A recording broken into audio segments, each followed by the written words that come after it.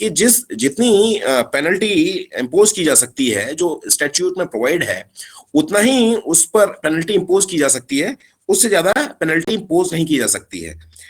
तो ये इसके आर्टिकल 20 क्लॉज 1 के 2 पार्ट्स हो गए।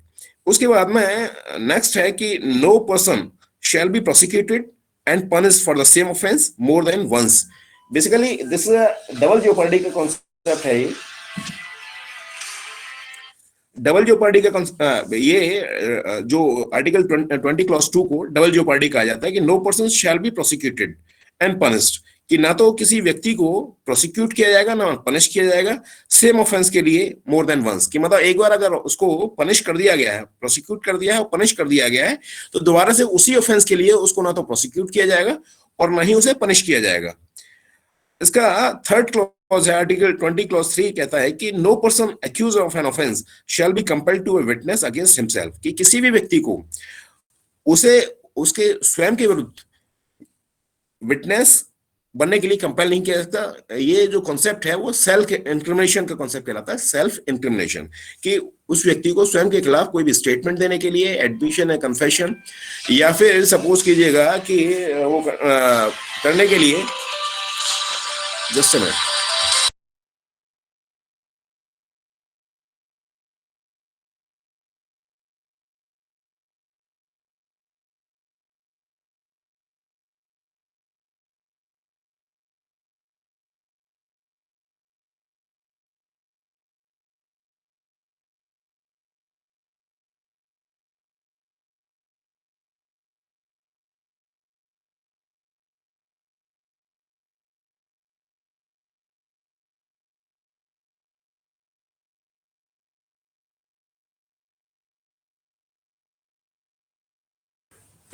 सॉरी। तो आर्टिकल 20 क्लॉज 3 ये बताता है कि no person accused of any offence shall be compelled to be a witness against himself, कि किसी भी व्यक्ति को उसके स्वयं के खिलाफ विटनेस बनने के लिए कंपेल नहीं किया जा सकता है। तो बेसिकली ये 3 क्लॉजेस हैं। ये बेसिकली क्या है, ये तीनों के तीनों क्लॉज जो है प्रोटेक्शन प्रोवाइड करते हैं किसी भी व्यक्ति को जो कि किसी मामले में कोई एक्यूज है अगर। ओके, इसके बाद में आगे बढ़ेंगे कि जो आर्टिकल 20 क्लॉज 1 है, बेसिकली यही कि उसे एक्स पोस्ट फैक्टो लॉ कहा जाता है। एक्स पोस्ट फैक्टो लॉ का मतलब यह है कि जो भी एग्जिस्टेंस में लॉ था उसका अगर किसी व्यक्ति के द्वारा वायलेशन किया गया है और जितना पनिशमेंट था eight the time of commission of the crime, उतना ही उसको पनिशमेंट दिया जा सकता है और उसी ऑफेंस के लिए उसको कन्विक्ट किया जा सकता है। ऐसा नहीं है कि सपोज कीजिएगा कि 1 जनवरी 2022 को किसी ने क्राइम कमिट किया और 1 फरवरी 2022 को अगर सपोज कीजिए कोई लॉ आता है और वो जो उसका पनिशमेंट का लेवल है या जो पनिशमेंट है, पनिशमेंट की क्वांटिटी को बढ़ा देता है, या फिर सपोज कीजिएगा कि उसकी जो फाइन है, फाइन की अमाउंट को बढ़ा देता है। तो ऐसा नहीं है कि वो 1 फरवरी को अगर लॉ आया है तो उसके अकॉर्डिंगली गवर्न नहीं होगा वो अक्यूज। वो किसके अकॉर्डिंग, किस लॉ के अकॉर्डिंग गवर्न होगा, जिस डेट पर उसने क्राइम कमिट किया है उसी डेट के अकॉर्डिंगली जो जितना पनिशमेंट प्रोवाइड था स्टैट्यूट में उतना ही उसको पनिशमेंट दिया जाएगा और उतना ही उसको फाइन इंपोज किया जा सकता है। ओके, दूसरा जो बताया हमने कि जैसे डबल जेओपार्डी का बताया कि डबल जेओपार्डी में ये है कि when once a person has been prosecuted and punished, कि यदि किसी व्यक्ति को एक बार पनिश कर दिया गया, सॉरी प्रोसिक्यूट कर दिया गया और पनिश कर दिया गया है, तो सेम ऑफेंस के लिए उसको दोबारा से पनिश नहीं किया जा सकता है। ये डबल जेओपार्डी का कॉन्सेप्ट है। ये आर्टिकल 20 क्लॉज 2 की बात करता है। जो थर्ड हमने बताया कि prohibition against self incrimination, article 20 clause 3 में प्रोवाइड किया गया है कि no person shall be compelled to witness against himself, कि किसी भी व्यक्ति को उसके स्वयं के खिलाफ जो है ये नहीं, सेल्फ इंक्रीमेंट नहीं किया जा सकता है उस व्यक्ति को, कि सेल्फ इंक्रीमेशन के लिए उसे कंपेल नहीं किया जाता कि वो व्यक्ति अपने ही स्वयं के खिलाफ कोई विटनेस दे, कोई एडमिशन करे या कन्फेशन करे। लेकिन इसके भी कुछ वो हैं, आपके प्रोविजोज हैं या एक्सेप्शंस हैं, ये कहिएगा। अब जैसे कि सपोज कीजिए, अब हम protection against post facto law या आर्टिकल 20 क्लॉज 1 के बारे में आगे बढ़ते हैं। इसमें कहा गया कि clause 1 article 20 of the constitution का जो प्रोवाइड करता है कि no person shall be convicted of any offence except for the violation of law in force at the time of the commission of the charged as an offense, nor he be subjected to penalty greater than that which might have been inflicted under the law in which in force at the time of commission of the offense। कि article 20 clause 1 कह रहा है कि किसी भी व्यक्ति को अगर eight the time of commission of crime कोई अगर उसने वायलेशन ऑफ लॉ किया है तो सिर्फ उसी के लिए उसको पनिश किया जा सकता है, और उतने ही पनिशमेंट से उसे पनिश किया जा सकता है जितना कि at the time at the date of the commission of the crime जितना भी उसका पेनल्टी थी उतना ही इंपोज की जा सकती है, उससे ज्यादा इंपोज नहीं की जा सकती है। लेकिन इसमें यह भी कहा गया है कि ये प्रोहिबिट करता है पोजीशन, लेकिन ये प्रोहिबिट जो सिविल लायबिलिटी है उनको रेट्रोस्पेक्टिवली ये उसके लिए ये प्रोवाइड नहीं करता है, उसके लिए ये बार नहीं है, उसके उस मामले में बार नहीं है कि जैसे एक टैक्स है कैन बी इम्पोज रेट्रोस्पेक्टिवली भी इम्पोज किया जा सकता है। और ये जो ऑब्जर्वेशन दिया ऑनरेबल सुप्रीम कोर्ट ने दिया, एक केस लिख लीजिएगा कि Sundararamier SUNDAR AMIER Sundararamier of Andhra Pradesh, Sundararamier and company versus state of Andhra Pradesh, और इसका साइटेशन है AIR 1958 SC 468। इसमें ये ऑब्जर्व जो आर्टिकल 20 क्लॉज 1 है ये प्रोहिबिट नहीं करता है imposition of civil liability retrospectively, कि सिविल लायबिलिटी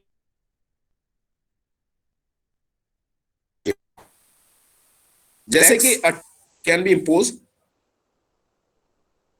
रेट्रोस्पेक्टिव इम्पोज किया जा सकता है। और an ex post facto law is a law which imposes penalty. Law क्या है कि वो लॉ है जो कि पेनल्टी इंपोज करता है रेट्रोस्पेक्टिवली, मतलब पूर्व की तिथि से, on acts already done and increase the penalties for such. लेकिन जो अमेरिकन कॉन्सेप्ट है, अमेरिकन कॉन्स्टिट्यूशन में जो कॉन्सेप्ट है इसका, उसमें यह है कि similar provision prohibiting x post facto law both by central and stateless. Constitution में भी ये प्रोविजन प्रोवाइड किया गया है कि x post facto law prohibit करता है टाइप का कोई भी लॉ वो नहीं बनाएंगे। जो फर्स्ट होता है कि no person shall be convicted of an offence except for the violation of law in force at the time of commission of the act charged as an offence. इसका तात्पर्य यह है कि अगर कोई एक्ट किया गया है मतलब ऑफेंस के रूप में date of commission, it can not be offence at the date of subsequent of its commission.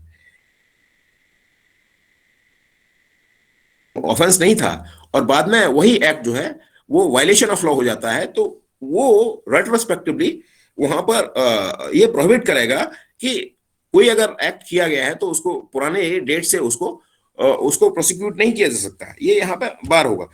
इसी तरह से एक केस आया परीद लुभा, PAREED परीद लुभा LUBHA लुभा बस नीलांबरम NILAMBARAM नीलांबरम, और इसका साइटेशन है दोबारा बोल रहा हूं मैं, परीद PAREED परीद लुभा LUBHA लुभा बस नीलांबरम, और साइटेशन है इसका AIR 1967 केरला 155। इसमें ये ऑब्जर्वेशन दिया सुप्रीम कोर्ट ने कि if non payment of panchayat tax was not an offence on the day it fail due, कि जिस दिन ये जो पंचायत टैक्स है अगर जिस डेट पर ये ड्यू था और वो अगर ऑफेंस नहीं था उस डेट को, तो जो डिफॉल्टर है उसको कन्विक्ट नहीं किया जाता उसके ओमिशन के लिए, मतलब ओमिशन के लिए उस टैक्स को अदा न करने के लिए उसको कन्विक्ट नहीं किया जा सकता subsequently even if covered older dues. तो अगर ओल्डर ड्यूज हैं उसके लिए अगर सपोज कि ये कोई एक्ट आया जिसमें कि टैक्स इंपोज कर दिया गया जैसे पंचायत टैक्स, तो उसके लिए उसको कन्विक्ट नहीं किया जा सकता। इस टाइप का ऑब्जर्वेशन जो है ऑनरेबल सुप्रीम कोर्ट ने दिया इस केस में। इसके बाद में जो अमेरिकन लॉ है वो कहता है prohibition apply even in respect of trial, sorry यह बीच में एक मिस हो गया पॉइंट कि जो इंडियन कॉन्स्टिट्यूशन का जो कॉन्सेप्ट है ये केवल अवेलेबल है अगेंस्ट कन्विक्शन और a sentence of a criminal offence under x post facto law, कि केवल कन्विक्शन के लिए और criminal offence for x post facto law के लिए एप्लीकेबल है, ये ट्रायल के लिए एप्लीकेबल नहीं है। आर्टिकल 20 क्लॉज 1 ट्रायल में, मतलब ट्रायल में आप जो है ट्रायल में इसको इसका प्रोहिबिशन नहीं ले सकते हैं, आप इसका ग्राउंड आप रेज नहीं कर सकते हैं। लेकिन अमेरिकन लॉ ये कहता है कि ये basically prohibition apply even in respect of trial, कि ये ट्रायल में भी एक्स पोस्ट फैक्टो लॉ जो है वो कन्विक्शन और sentence for a criminal offence के साथ साथ ये ट्रायल में भी एप्लीकेबल होता है वहां पे अमेरिका में। जो गारंटी है अमेरिकन कॉन्स्टिट्यूशन की वो इंडियन कॉन्स्टिट्यूशन के कंपैरिजन में वाइडर है। इसका मतलब यह है कि जो प्रोटेक्शन है आर्टिकल 20 क्लॉज 1 में, उसी का जो सिमिलर कॉन्सेप्ट है अमेरिकन कॉन्स्टिट्यूशन में वो वाइडर है। कि यहाँ पे तो इंडिया में तो केवल कन्विक्शन के लिए और सेंटेंस के लिए केवल उसको प्रोहिबिशन है, लेकिन वहां पे ट्रायल के लिए भी प्रोहिबिशन है। Protection of clause 1 of article 20 can not be claimed in case of preventive. लेकिन इसमें ये भी कह दिया आप सुप्रीम कोर्ट ने, ये प्रहलाद कृष्ण का केस था, Prahlad Krishna versus state of Bombay, ये 1955 बॉम्बे पेज नंबर 1।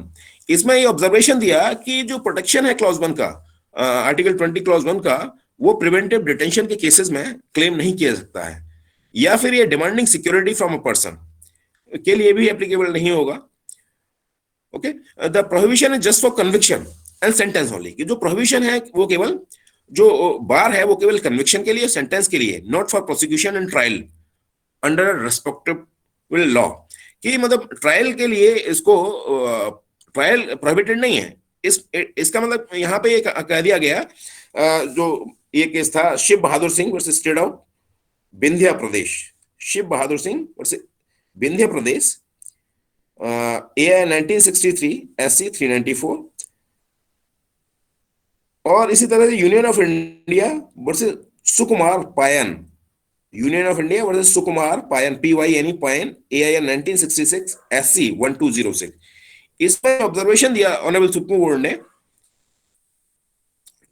कि जो वो है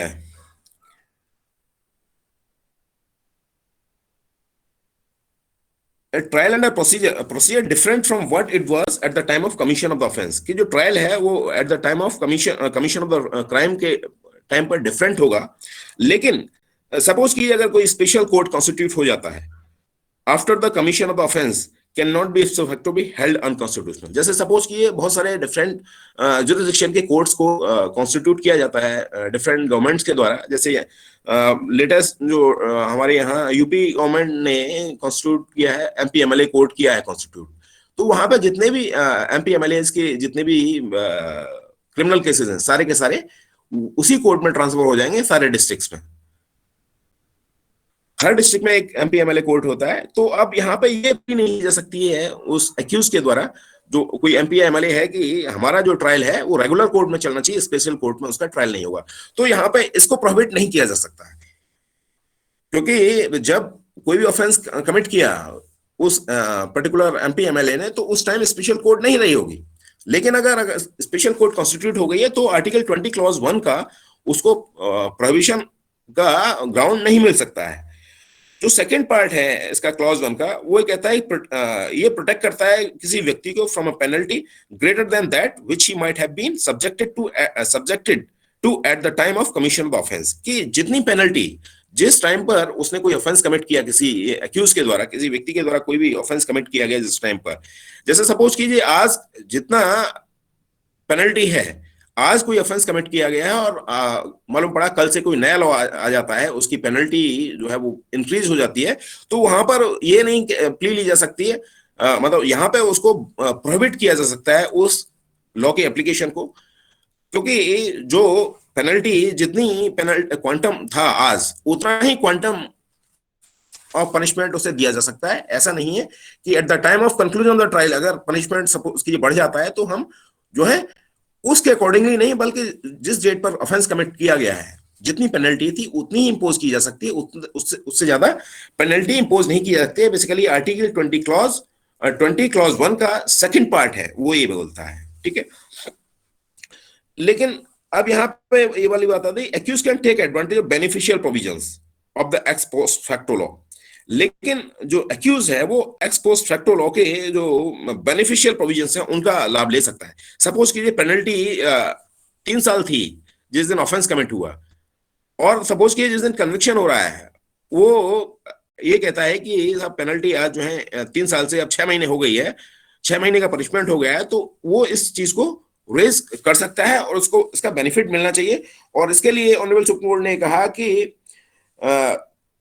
ex post facto law which is beneficial to the accused is not prohibited by clause 1 of the article 20 कि और ये जो ऑब्जर्वेशन दिया ऑनरेबल सुप्रीम कोर्ट ने दिया Ratanlal versus state of Punjab के केस में, Ratanlal versus state of Punjab, इसका साइटेशन नोट कर लीजिए ए 1965 SC 444। तो इसमें बेसिकली सुप्रीम कोर्ट ने मेजॉरिटी 3 जजेस बेंच थी, कॉन्स्टिट्यूशनल बेंच, 3 जजेस की बेंच को कॉन्स्टिट्यूशनल बेंच कहा जाता है, जिसमें 2:1 की मेजॉरिटी ने जो ऑब्जर्वेशन दिया वो कहा कि rule of beneficial interpretation required that ex post facto law could be applied to reduce the punishment. ये जो एक्स पोस्ट फैक्टो लॉ है वो पनिशमेंट को रिड्यूस कर सकता है, और एक्स पोस्ट फैक्टो लॉ को एक्यूज के बेनिफिट के लिए इस्तेमाल किया जा सकता है, उसके लिए कोई बार नहीं है, कोई प्रोविजन नहीं है। दूसरी बात आती है यहाँ पे, अब तो ये तो हो गया हम एक्स पोस्ट फैक्टो लॉ के बारे में बता रहे थे। अब दूसरा जो क्लॉज है वो है डबल जियोपर्डी के संदर्भ में। तो double jeopardy that has been provided in article 20 clause 2 कि आर्टिकल 20 क्लॉज 2 में प्रोवाइड किया गया है डबल जियोपर्डी के कॉन्सेप्ट को। इसमें कहा गया कि no person shall be prosecuted and punished for the same offence more than once, कि किसी भी व्यक्ति को एक ऑफेंस के लिए, मतलब सेम ऑफेंस के लिए, न तो दोबारा से मोर देन वंस मतलब एक बार से अधिक उसे न तो उसे प्रोसिक्यूट किया जा सकता है और नहीं पनिश किया जा सकता है। और ये जो क्लॉज है वो एक बेसिक वो मैक्सिम है, उस मैक्सिम को याद रखिएगा, कई बार उस मैक्सिम से ही क्वेश्चन बना लिया जाता है। Nemo debet, NEMO nemo debet, DEBT debet, bis VIS bis vexari, NEMO nemo debet, DEBT debet, bis vexari VXARI vexari. इसका मतलब यह है कि that no man should be put twice in peril for the same offence, कि किसी भी व्यक्ति को 2 बार सजा नहीं दी जा सकती है एक ही ऑफेंस के लिए। If he is prosecuted again for the same offence, अगर उसको सेम ऑफेंस के लिए दोबारा से प्रोसिक्यूट किया जाता है जिसके लिए उसे ऑलरेडी प्रोसिक्यूट किया जा चुका है, तो और पहले में एक्विटल हो गया या कन्विक्शन हो गया है ना, तो उसे दोबारा से प्रोसिक्यूट नहीं किया जाता है, ना पनिश किया जा सकता है दोबारा से। लेकिन जो अमेरिकन जो कॉन्स्टिट्यूशन में जो कॉन्सेप्ट है वो 5th अमेंडमेंट में इसको इनकॉर्पोरेट किया गया है, कि उसमें कहा गया कि no person shall be twice put in jeopardy of life और लिम्ब। तो यहां पे कहने का तात्पर्य है कि जो प्रोटेक्शन है आर्टिकल 20 क्लॉज 2 में है वो नैरोअर है than given in the American और ब्रिटिश लॉ के कंपैरिजन में हमारा यहाँ का जो कॉन्सेप्ट है वो नैरोअर है, क्योंकि अमेरिकन और ब्रिटिश कॉन्स्टिट्यूशन प्रोटेक्शन प्रोवाइड करते हैं। Double jeopardy is given by second prosecution for the same offence irrespective whether an accused has been acquitted or convicted in the first trial। कि first trial में जो American और British concept है वो ये है कि फर्स्ट ट्रायल में या तो एक्यूट हो गया है या कन्विक्ट हो गया है, उसका दोबारा से ट्रायल नहीं चलेगा। लेकिन यहाँ पे जो आर्टिकल 20 क्लॉज 2 प्रोवाइड करता है कि no person shall be prosecuted and punished for the same offence, यहाँ पे एक्यूट की बात नहीं होती है।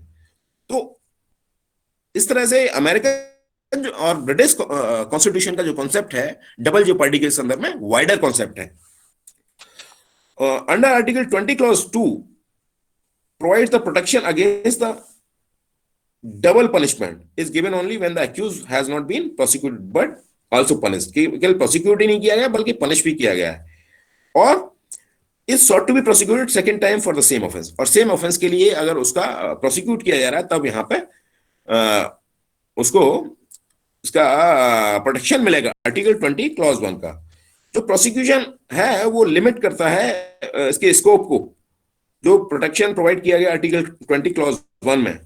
If there is no punishment for the offence as a result of prosecution of clause 2 of article 20 has no application and appeal against acquittal if provided by procedure substance of the continuance of the prosecution. तो वहां पे appeal file की जा सकती है। तो यहाँ पे ये नहीं कहा जाएगा कि आप उसे दोबारा से उसे कंटिन्यू नहीं करेंगे। अगर सपोज कि ये एक्विटल हो गया है तो आप उसके अगेंस्ट मतलब स्टेट गवर्नमेंट जो है उसके अगेंस्ट अपील फाइल कर सकती है, या जो भी जिसको भी ग्रीवांस है, जो भी अग्रीव व्यक्ति है वो भी उसके अगेंस्ट अपील फाइल कर सकता है। अब इसमें ये कहा गया है कि जो डबल जेओपार्डी का जो कॉन्सेप्ट है, इसमें कहा इसको जब इंटरप्रेट करेंगे कि the person must be accuse on offence, जो पर्सन है वो एक्यूज होना चाहिए उस ऑफेंस का। और ये जो वर्ड ऑफेंस है, वो ऑफेंस से तात्पर्य वही है जो जनरल क्लॉजेज एक्ट में जो डिफाइन किया गया है। इसका मतलब यह है कि एनी एक्ट और omission made punishable by law for the time being in force, कि कोई भी एक्ट या ओमिशन जो कि पनिशेबल है लॉ के accordingly for the time being in force, जो लॉ फोर्स में है उस टाइम वो पनिशेबल होना चाहिए। जो प्रोसीडिंग्स हैं और जो प्रोसिक्यूशन है must have taken place before a court और अ जुडिशियल ट्रिब्यूनल, कि या तो कोर्ट या जुडिशियल ट्रिब्यूनल के सामने ट्रायल होना चाहिए उसका। तीसरा इसका इंग्रेडिएंट है कि the person must have been prosecuted and punished, कि जो प्रीवियस प्रोसीडिंग्स हैं उसमें उस व्यक्ति को प्रोसिक्यूट होना चाहिए, मतलब उसके खिलाफ मुकदमा चला होना चाहिए, ट्रायल हुआ होना चाहिए, और उसको पनिश भी होना चाहिए। चौथा है ground the offence must be same for which he has been prosecuted, और जो ऑफेंस है वो सेम होना चाहिए जिसके लिए प्रोसिक्यूट किया गया है, पनिश किया गया है इन द प्रीवियस प्रोसीडिंग्स। इसके बाद में ऑनरेबल सुप्रीम कोर्ट ने ये केस आया मकबूल Hussain, MAQBLL Maqbool Hussain HUSSAN Hussain versus state of Bombay. इसमें क्या हुआ कि एक व्यक्ति जो अपीलेंट था इसमें, वो किसी फॉरेन कंट्री से गोल्ड लेके आया, कस्टम्स सी कस्टम्स एक्ट के अकॉर्डिंगली उससे गोल्ड को सीज कर लिया गया। गोल्ड को सीज कर लिया गया, उसके बाद में ये हुआ कि वो सीज हो गया। उसके बाद में उसका जो क्रिमिनल कॉन्स्पिरेसी के लिए उस पर ट्रायल चला इंडियन कोर्ट्स में।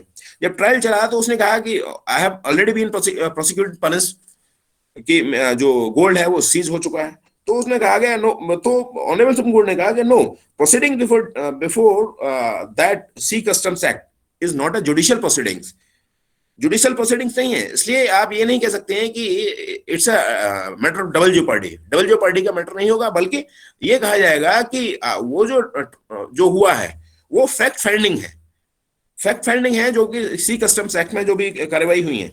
लेकिन ये कहा कि sea custom authority were not a court और judicial tribunal and the adjudging of confiscation under C Customs Act did not constitute a judgment of a judicial character necessary to take plea of the double jeopardy, और जो prosecution under foreign exchange act is not barred, तो foreign exchange act के accordingly वो barred नहीं है। सी customs act में जो कार्रवाई हुई वो डिफरेंट है, लेकिन जो फॉरेन एक्सचेंज रेगुलेशन एक्ट के अकॉर्डिंगली फेरा के अंतर्गत जो कार्रवाई हुई, वो ये नहीं कहा जाएगा कि ये डबल जेओपार्डी का जो कॉन्सेप्ट है उससे प्रोहिबिटेड होंगी। No, it will not be prohibited. उसी तरह से प्रोसीडिंग्स अगर कोई सपोज की डिपार्टमेंटल या एडमिनिस्ट्रेटिव अथॉरिटीज के द्वारा अगर कोई प्रोसीडिंग्स की गई हैं, तो उन प्रोसीडिंग्स को, डिपार्टमेंटल और एडमिनिस्ट्रेटिव अथॉरिटीज की प्रोसीडिंग्स को भी जुडिशियल नेचर का नहीं माना जाएगा।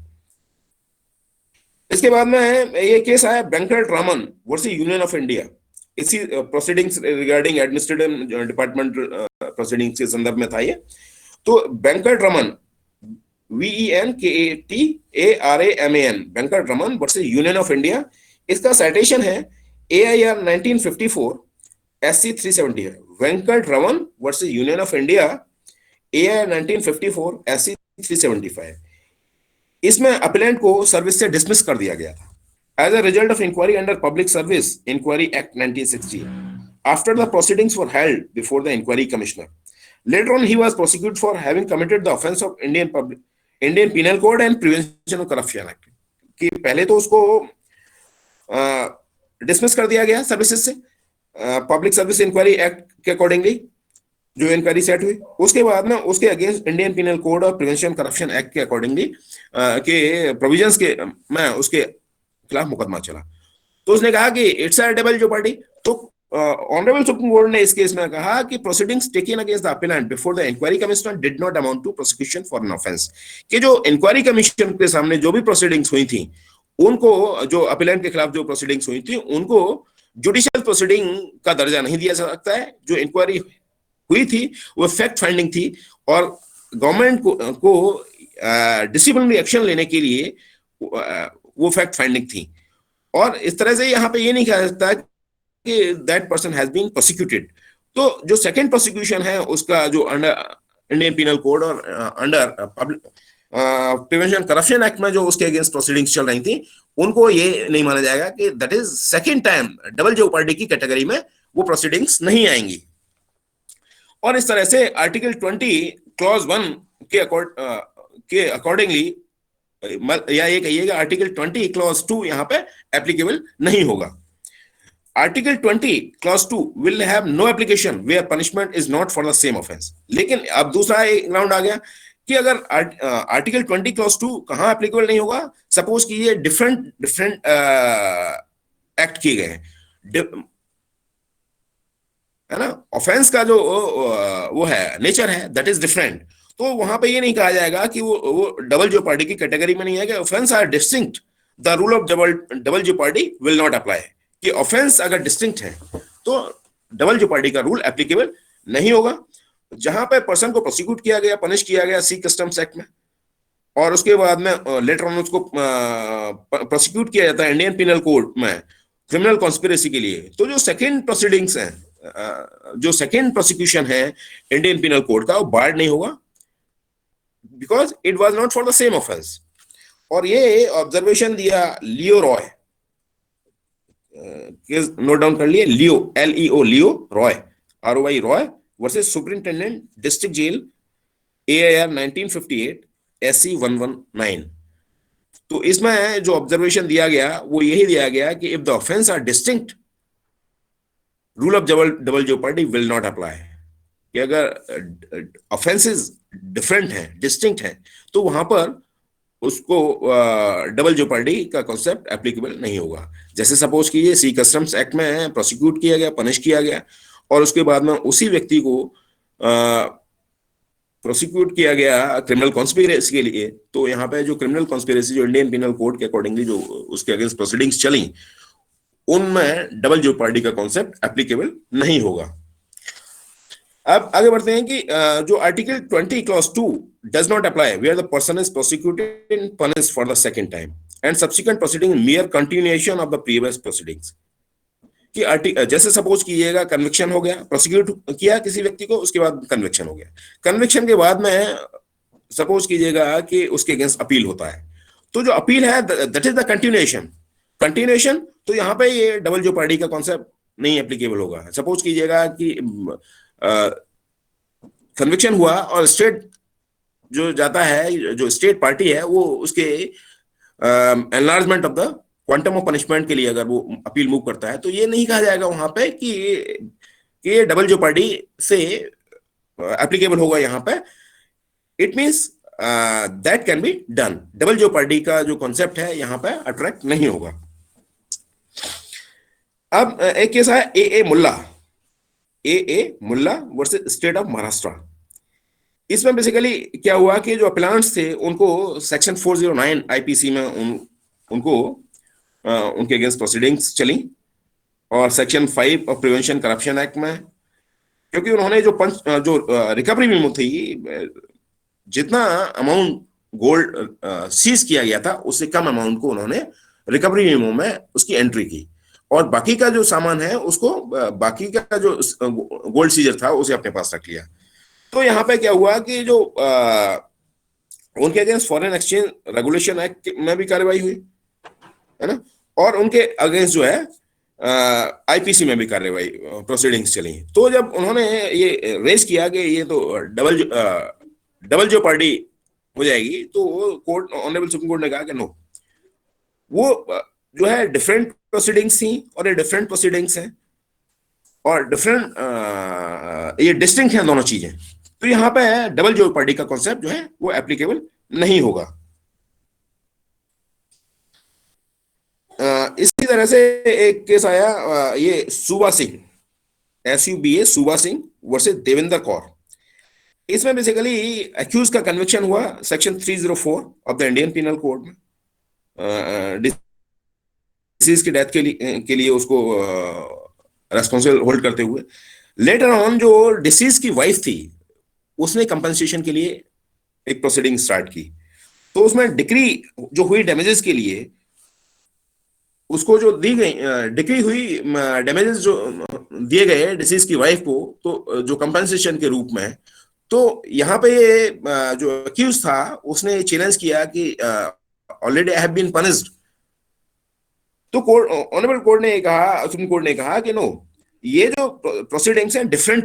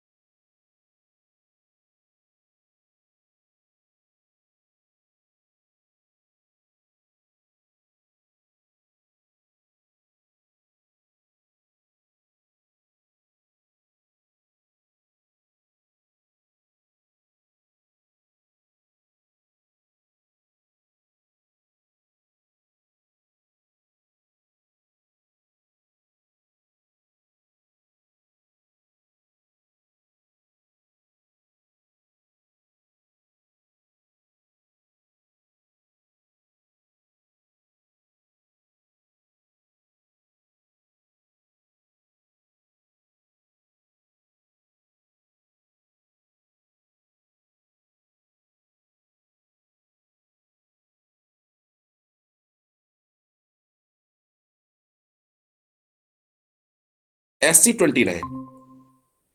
इसमें ये ऑब्जर्व किया गया है, person is said to be an accuse person against whom a formal accusation relating to commission of an offense has been leveled, which is normal course may result in his prosecution and conviction। कि किसी भी व्यक्ति की अगर कोई accusation level किया गया है, उसको प्रोसिक्यूट किया जा सकता है, उसको पनिश भी किया जा सकता है। ऐसे मामलों में उसकी उसकी उस एक्यूज की या उस व्यक्ति विशेष की जो है विटनेस के रूप में उसको कंपेल नहीं किया जा सकता है। उसके बाद में एमपी शर्मा के केस में ये फिर ऑब्जर्व किया गया है कि एमपी शर्मा वर्सेस सतीश चंद्रा, जो हमने अभी लिखाया था, एमपी शर्मा वर्सेस सतीश शर्मा, जिसका साइटेशन हमने बताया था ये 1954 SC 300। इसमें कहा गया कि a person whose name was mentioned as an accuse in the first information report by the police, कि किसी भी व्यक्ति का नाम जो फर्स्ट इंफॉर्मेशन रिपोर्ट में एक्यूज के रूप में दर्शाया गया है, and investigation was ordered by the magistrate, और इन्वेस्टिगेशन का ऑर्डर किया गया है उस मामले में स्टेट के द्वारा, could claim the protection of this guarantee. वो इस प्रोटेक्शन की गारंटी को क्लेम कर सकता है वो व्यक्ति।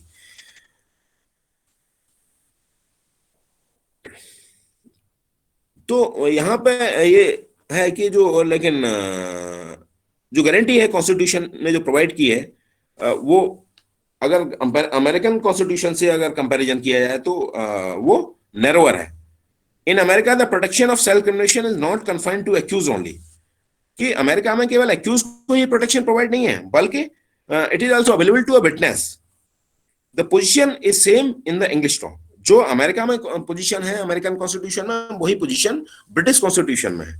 जो प्रोटेक्शन है अंडर आर्टिकल 20 क्लॉज 3 वो केवल एक्यूज को प्रोवाइड किया गया है इंडिया में, लेकिन अमेरिका में और ब्रिटिश में बेसिकली ये जो प्रोटेक्शन है वो इवन विटनेस को भी प्रोवाइड किया गया है। अब जो नेक्स्ट जो कॉन्सेप्ट जो इंग्रेडिएंट था इसका, जो एमपी शर्मा बताया गया था कि पहला तो था कि it is a pertaining to a person who is accused in offence. दूसरा था it is a protection against compulsion to be a witness. To be a witness का मतलब यहाँ पे क्या है कि protection against compulsion to be a witness. MP Sharma का फिर दोबारा से ये ऑब्जर्वेशन दिया एमपी शर्मा वर्सेस सतीश चंद्रा के केस में सुप्रीम कोर्ट ने कि to be a witness very widely as to be include oral, documentary and testimonial evidence, कि विटनेस के लिए नहीं बल्कि उसमें ओरल, डॉक्यूमेंट्री या टेस्टिमोनियल एविडेंस भी इंक्लूडेड होंगे। जो प्रोसिक्यूशन है under article 20 clause 3 covers not merely testimonial compulsion in the courtroom but also compelled testimony previously obtained, any compulsory process for production of evidentiary document which are reasonably likely to support the prosecution against him। तो यहाँ पे जैसे कि Indian evidence act में कहा गया है कि अगर सपोज कीजिएगा कि कोई भी अगर विटनेस को अगर एग्जामिन किया गया है तो person can be a witness not merely by giving oral evidence, कि केवल ओरल एविडेंस से ही कोई विटनेस नहीं हो जाएगा, बल्कि उसके द्वारा डॉक्यूमेंट्स प्रोड्यूस करके या फिर इंटेलिजिबल जेस्चर्स शो करके, सपोज कि कोई डम या डेफ कोई विटनेस है उसके द्वारा अपने जेस्चर से कोई अगर एविडेंस दिया जा रहा है तो ये इंटरप्रिटेशन है वो उस पर भी एप्लीकेबल होगा, उसके जेस्चर्स के लिए भी एप्लीकेबल होगा, और उसके द्वारा जो भी अगर डॉक्यूमेंट पेश किया गया है उसके लिए भी आर्टिकल 20 क्लॉज 3 का एप्लीकेशन होगा। इसके बाद में एक केस आया स्टेट ऑफ बॉम्बे वर्सेस काठी Kalu. State of Bombay versus काठी कालू, इसका साइटेशन है AIR 1961 SC 1808। इसमें सुप्रीम कोर्ट ने इंटरप्रिटेशन किया टू बी अ विटनेस का, जो कि जो एमपी शर्मा वाले केस में भी दिया गया था, उसको ब्रॉडन किया गया और उसके लिए कहा गया है to be a witness is not equivalent to furnishing evidence. To be a witness का मतलब ये नहीं कि केवल एविडेंस फर्निश करना, इसका तात्पर्य यह भी है कि not merely making an oral और written statement but also production of documents और giving material which may be relevant at the trial to determine the guilt और इनोसेंस ऑफ द अक्यूज, कि ऐसा भी कोई डॉक्यूमेंट के लिए उसे कंपेल नहीं किया जाता है जो कि उस एक्यूज की गिल्ट या इनोसेंस को डिटरमाइन करे। Self incrimination can only mean conveying information based on mechanical process or producing documents in court which may throw light on any point in the controversy but which do not contain any statement of the accused based on his personal knowledge। जैसे suppose कीजिएगा किसी व्यक्ति के द्वारा अगर किसी कोई ऐसा एविडेंस जो है वो दिया जाता है कि मैंने सपोज किया इस पिस्टल से ये फायर किया और उसको रिकवर कराता है वो, तो यहाँ पे बेसिकली जो रिकवरी होगी ना वो केवल रिकवरी होगी। अब लेकिन ये रिकवरी रिकवरी तक ही सीमित होगा, उसका जो एविडेंस होगा रिकवरी तक ही उसका एविडेंस जो है एडमिसिबल होगा। ऐसा नहीं है कि अगर रिकवरी करा दी तो वो उसके अगेंस्ट जाए वो सारी चीज, ये नहीं है। तो आर्टिकल 27 सॉरी जो सेक्शन 27 इंडियन एविडेंस एक्ट का वो यही कहता है कि उसकी जो रिकवरी मात्र तक ही वो एप्लीकेबल है। बाकी आर्टिकल 20 क्लॉज 3 की जो एप्लीकेशन है वो अप्लाई हो जाएंगी। और ये जो ऑब्जर्वेशन दिया गया था उसमें दिया गया था Parshadi versus state of UP में, PARSHADI Parshadi versus state of UP. इसका साइटेशन है AIR 1957 SC 211। इसमें कहा गया कि the information given by an accused person after arrest to a police officer which leads to a discovery of fact under section 27 of evidence act is admissible evidence under article 20 clause 3 of the constitution. तो केवल जो recovery है वो recovery की admissibility होगी। अब उसके बाद में compulsion to give evidence against himself कि कंपेल किया जा सकता है कि नहीं, जैसे कि the protection under article 20 clause 3 is available only against the compulsion of accused to give evidence against himself. कि जो प्रोटेक्शन है वो उसका कंपल्जन से अक्यूज को कंपेल नहीं किया जा सकता है, मतलब उसके लिए भी एप्लीकेबल है। But left to himself he may voluntarily waive his privilege by entering into witness box और by giving evidence voluntarily on request. लेकिन अगर वो वॉलंटरली कोई एविडेंस देना चाहता है, वो मतलब वेव ऑफ कर देना चाहता है अपनी उस प्रिविलेज को, सेल्फ इंफॉर्मेशन की, तो ही कैन डू वॉलंटरीली। लेकिन उसको कंपेल नहीं किया जा सकता, मतलब उसको किसी भी तरह से डराया धमकाया नहीं जा सकता, जबरदस्ती उससे कोई स्टेटमेंट उसके अगेंस्ट नहीं दिलवाया जा सकता। लेकिन अगर वॉलंटरीली अगर कोई एक्यूज कहता है कि नहीं नहीं I also want to be a witness in this matter, then he can do voluntarily. It means उसने अपना जो प्रोटेक्शन था उसको वेव कर दिया। To attract the protection of under Article 20, Clause 3, it must be shown that the accused was compelled to make a statement likely to incriminate himself. कि article 20 clause 3 का protection उसे अक्यूज को तभी मिलेगा जब ये प्रूव कर दे कि उसको कंपेल किया गया है उस एविडेंस को देने के लिए। ठीक है, compulsion means duress which includes threatening, जिसमें कि धमकाना, बीटिंग, मारना पीटना, imprisoning of the wife, parent, child of the person, where the accused makes a confession without any inducement, threat or promise. Article 20 clause 3 does not apply. कि जहां पे confess करता है without any inducement, threat और promise, वहां पर वो article 20 clause 3 applicable नहीं होगा। इसी तरह से ये केस आया नंदिनी सतपति वर्सेस PL दानी। Nandini NANDINI Nandini Satpathy PATHY Satpathy versus PL दानी। इसका साइटेशन है AIR 1977 SC 1025। तो इसमें सुप्रीम कोर्ट ने जो आर्टिकल 20 क्लॉज 3 के जो कॉन्सेप्ट को थोड़ा वाइड किया। कोर्ट ने कहा कि prohibitive scope of article 20 clause 3 goes back to the stage of police interrogation not commencing in the court only. कि जो इसका प्रोटेक्शन है जब से पुलिस ने अब इंटरोगेशन स्टार्ट किया तभी से आर्टिकल 20 क्लॉज 3 एप्लीकेबल हो जाएगा। मतलब तो इसीलिए कहा गया है कि पुलिस के सामने कोई भी स्टेटमेंट अगर दिया गया किसी एक्यूज के द्वारा तो उसकी वो जो स्टेटमेंट है वो एडमिसिबल नहीं होता है। लेकिन अगर पुलिस के द्वारा अगर उस एक्यूज को मजिस्ट्रेट के सामने पेश किया जाता है, मजिस्ट्रेट के द्वारा उसका 164 का स्टेटमेंट अगर रिकॉर्ड किया जाता है, जो पुलिस के द्वारा स्टेटमेंट लिया जाता है वो 161 CRPC के अकॉर्डिंग के अंडर लिया जाता है, और जो मजिस्ट्रेट के द्वारा जो स्टेटमेंट लिया जाएगा एक्यूज का या सपोज किसी विटनेस का, that statement will be known as statement under section 164 CRPC। तो 164 CRPC के स्टेटमेंट की वैल्यू है, लेकिन 161 CRPC का जो स्टेटमेंट अगर पुलिस के सामने किसी एक्यूज के द्वारा दिया गया है तो वो स्टेटमेंट उसके अगेंस्ट नहीं पढ़ा जाएगा। अब आगे देखते हैं कि it extends to and protects the accused in regard to other offence pending और imminent which may deter him from voluntary disclosure.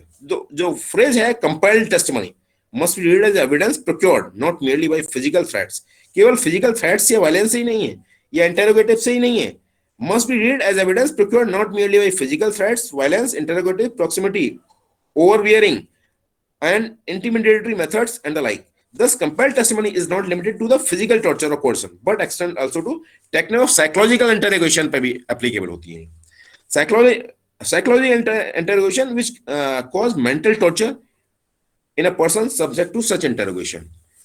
जो accused person cannot be forced to answer questions merely because the answers thereto are not implicative when the viewed in isolation confined to particular case. कि किसी भी व्यक्ति को मतलब police के द्वारा compel नहीं किया जाता है कि जो इंटेरोगेटरीज हैं या जो उसके टाइप्ड क्वेश्चंस हैं उनका आंसर देने के लिए वो बाध्य नहीं है, वो नहीं भी दे सकता है. उसके बाद में ये कहा गया कि Yusuf Ali versus state of Maharashtra का केस आया. Yusuf Ali versus state of Maharashtra. इसका साइटेशन है AI 1968 SC 147.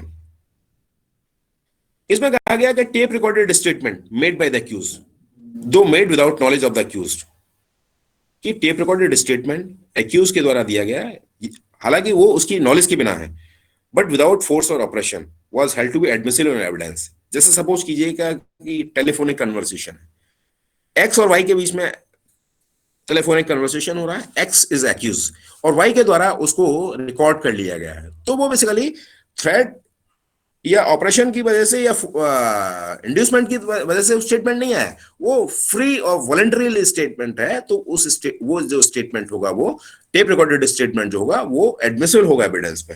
तो वहां पर आर्टिकल 20 क्लॉज 3 एप्लीकेबल नहीं होगा. उसके बाद में ये आया VS Kuttan Pillai. VS Kuttan, V for van, S VS Kuttan KUTTN Kuttan Pillai PILLAI Pillai versus Ramakrishnan. Citation है इसका AI 1980 SC 185. इसमें सुप्रीम कोर्ट ने ऑब्जर्व किया कि search of the premises occupied और in possession of the person accused on offence और seizure of anything from there was not violative article 20 clause 3. ये suppose कीजिएगा कि कोई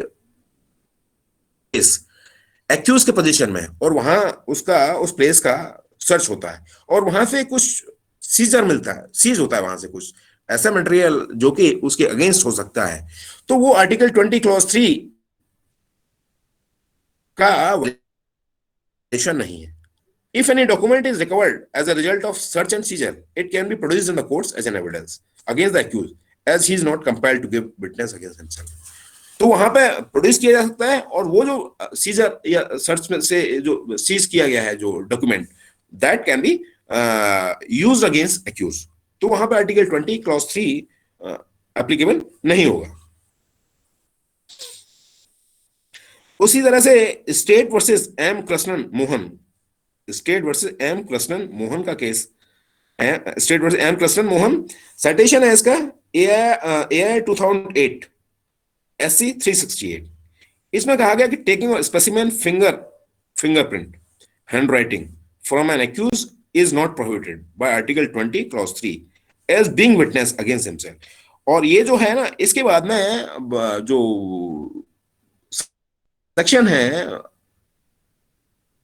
सेक्शन 311 ऑफ द CRPC, उसमें इसके अमेंडमेंट भी आ गया है कि जो फिंगरप्रिंट और हैंडराइटिंग इंप्रेशंस को लिया जा सकता है और आर्टिकल 20 क्लॉज 3 का वायलेशन नहीं माना जाएगा उसको. उसी तरह से narco analysis test, polygraphy test, brain finger printing test जो एक्यूज के लिए जाते हैं, उनके लिए ऑनरेबल सुप्रीम कोर्ट का एक इंपॉर्टेंट केस आया, लैंडमार्क जजमेंट है ये है Selvi versus state of Karnataka, SELVI Selvi versus state of Karnataka.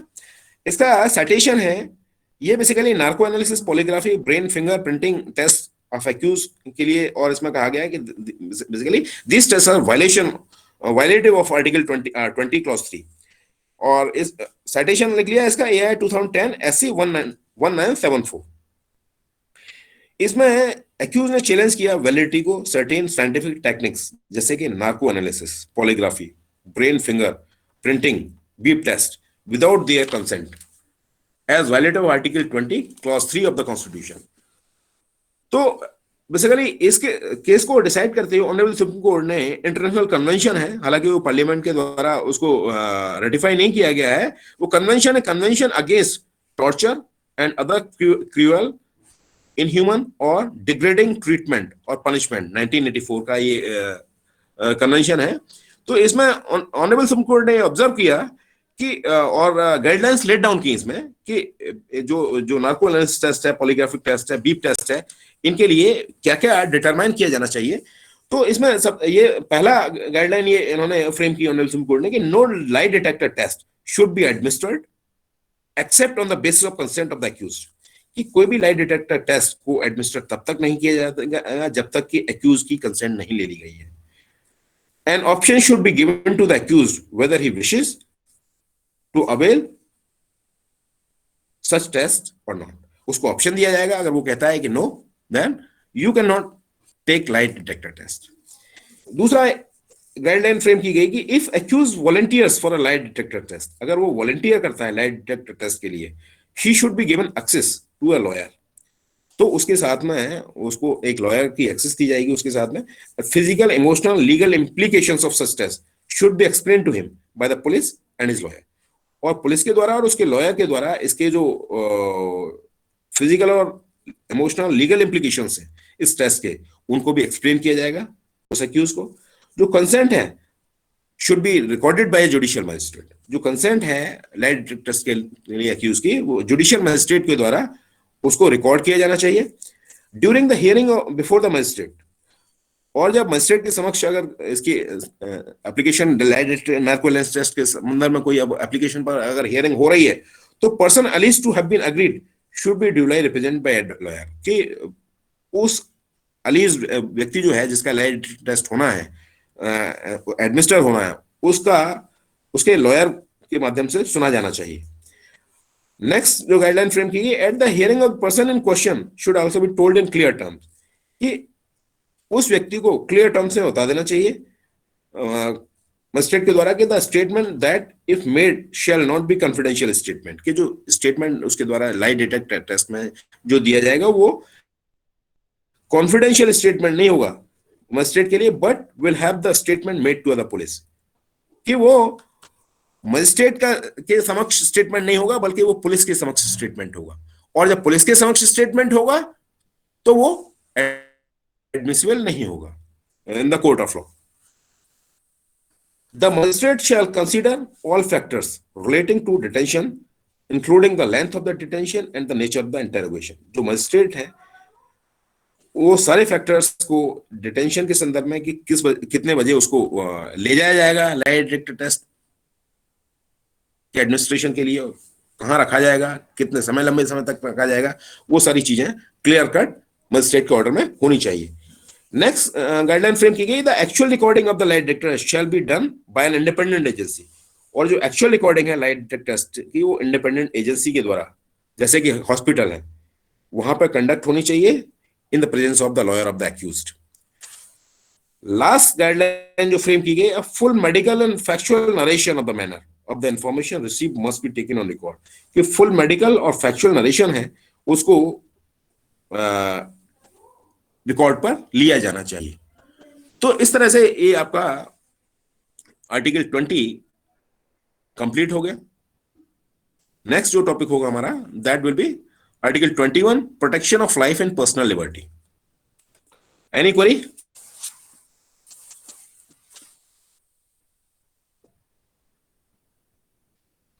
किसी की क्वेरी है कोई?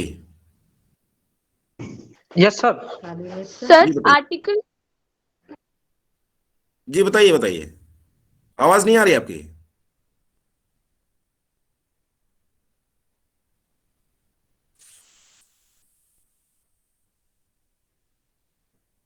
जी बताइए, आवाज नहीं आई आपकी। सर आर्टिकल 20 से नहीं है, अभी हम पीछे जब आर्टिकल 12 पढ़ चुके थे तो सर मैं क्वेश्चंस देख रही थी, तो एक क्वेश्चन था उसमें, तो सर मैं उसका रिलेटेड पूछ लूं? हाँ पूछिए पूछिए। सर क्वेश्चन ये था कि जुडिशरी को हम आर्टिकल 12 के अंडर एज अ स्टेट बोल सकते हैं या नहीं बोल सकते? नहीं, नहीं बोल सकते। Okay sir. A R Antule का केस है, उस पर वो देख लीजिएगा, ए आर अंतुले, है ना। हेलो सर, आवाज आ रही है? जी आ रही है, बताइए। सर, जो आपने दोहरा दंड प्रावधान जो बताया, उसमें हम्म एक लाइन मेरी क्लियर नहीं हो रही सर। इसमें लिखा है कि यदि यह न्यायालय या न्यायाधिक अधिकरण के समक्ष कार्रवाई से विभिन्न कार्रवाइयों को नियुक्त या उपबंध नहीं करता है। उसके ठीक। बाद लिखा है, यदि किसी सरकारी सेवक को हम्म न्यायालय द्वारा अपराध के लिए दंड किया गया है, हम्म तो उस विरुद्ध किसी अपराध के लिए विभागीय कार्रवाई की जा सकती है। हम्म। या विभागीय कार्रवाई में दंड देने के पश्चात भी न्यायिक कार्रवाई की जा सकती है। जी हाँ, जी हाँ, ये मैंने बताया भी था। जो जो मैंने एक केस लॉ का भी उसमें जिक्र किया था, मैंने आपको नोट डाउन भी कराया है वो अभी मैं केस दोबारा से बताता हूँ मैं आपको। ये लाइन मेरी क्लियर नहीं होती। अगर मान लीजिए किसी डिपार्टमेंटली अगर हमारे पास जांच है और वहां हमने उसका इसका इसका आंसर दे रहा हूँ मैं, आपको दे रहा हूँ इसका answer. Venkat ji Raman ji versus Venkat Raman versus union of India के केस का हमने जिक्र किया था, है ना। जी सर जी तो इसमें ये कहा गया था कि इंक्वायरी कमिश्नर के सामने उसको डिसमिस कर दिया गया, इंक्वायरी कमिश्नर की उसकी जो फाइंडिंग के आधार पर। उसके बाद में उसके अगेंस्ट जो है Indian Penal code of prevention of corruption act में मुकदमा चला। तो उसने ये रेज किया कि मुझे दोबारा से दंडित नहीं किया जा सकता है, आर्टिकल 20 क्लॉज 2 के अकॉर्डिंगली ये प्रोहिबिटेड है। तो ये ऑनरेबल सुप्रीम कोर्ट ने इसमें कहा कि जो आपको डिसमिस किया गया है वो तो बेसिकली डिपार्टमेंटल प्रोसीडिंग्स है, लेकिन आपने जो Indian Penal code of prevention corruption act में जो आपने अपराध कारित किया है उसके लिए तो आपको दंडित किया जाएगा। वो ये सेकंड प्रोसीडिंग, सेकंड प्रोसिक्यूशन उसे नहीं माना जाएगा। डिपार्टमेंटल प्रोसीडिंग्स अलग हैं और बाकी जुडिशियल प्रोसीडिंग्स अलग हैं। तो वो जो डिपार्टमेंटल प्रोसीडिंग्स हैं वो उनको जुडिशियल प्रोसीडिंग नहीं माना जाएगा। क्लियर हो गया ना। Okay sir, okay sir, thank you sir. Any other query?